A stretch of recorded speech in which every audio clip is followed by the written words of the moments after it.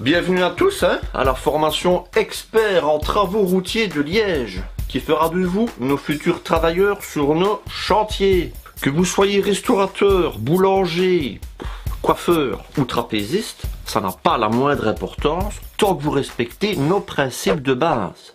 Alors, on casse le tarnac, on pète les rues, tac tac tac tac tac tac, on pète les rues, on creuse et on creuse.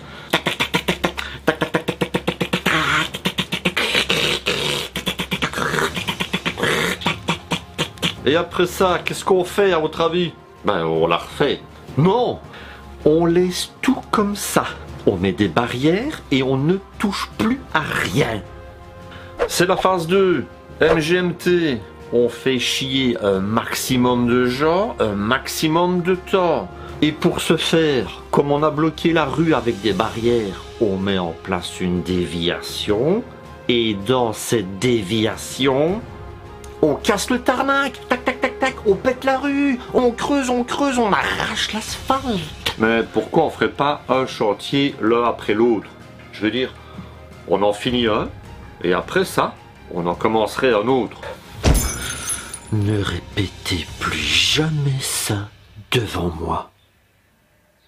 Déviation un jour, déviation toujours. Déviation un jour, déviation toujours. Que les bouchons soient avec nous. Toujours. Toujours. Il n'y a pas de miracle, hein? Pour avoir autant d'années de retard sur le chantier du tram, à votre avis, c'est grâce à quoi? Hein? Tout en respectant les critères fondamentaux. Ben oui, je me disais aussi. Mais il y a bien un moment où on va devoir la refaire quand même. Oui, mais seulement si on n'a pas le choix. Au pire, si on la refait, on la répète tout de suite après. Pour changer un tuyau d'égout ou un câble. C'est plaisant. Alors, un autre principe de base. Commencez toujours les travaux en pleine heure de pointe. Ayez toujours ceci en tête. Si maintenant vous n'avez vraiment pas le choix que d'effectuer les travaux en heure creuse, c'est pas grave, on peut anticiper. Une petite astuce. Vous bloquez déjà le futur chantier en pleine heure de pointe, donc ça a le même effet, même si c'est pour y travailler que le lundi d'après. Oui, c'est astucieux. D'accord? Et profitez-en, c'est le seul moment où vous avez le droit d'anticiper. Ok? C'est bien compris pour tout le monde? Oui. Parce qu'à Liège, on a toujours fait comme ça.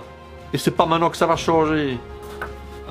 Alors avant qu'on ne se quitte, n'oubliez pas d'avoir toujours en tête le ressenti de l'automobiliste qui traverse Liège. C'est un de nos plus grands principes fondamentaux. Son ressenti doit être suicidaire. N'oubliez pas, c'est très important. Bonne journée à tous.